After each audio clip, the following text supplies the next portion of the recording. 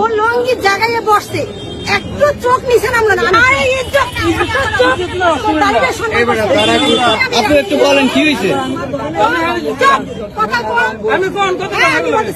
আমরা রূপাতলি থেকে মাইজি উঠছি, আমরা বসে ও পরে পথে দিয়ে উঠছে ড্রাইভারের দিকে।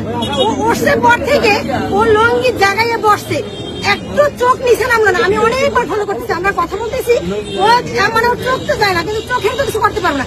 কিন্তু সে লঙ্গিটা জায়গায় বসছে এবং সে যে নোংরামি গুলো করছে বসে বসে, মানে আমার নিজের কাছে গিজগিজ করতেছিল। আমি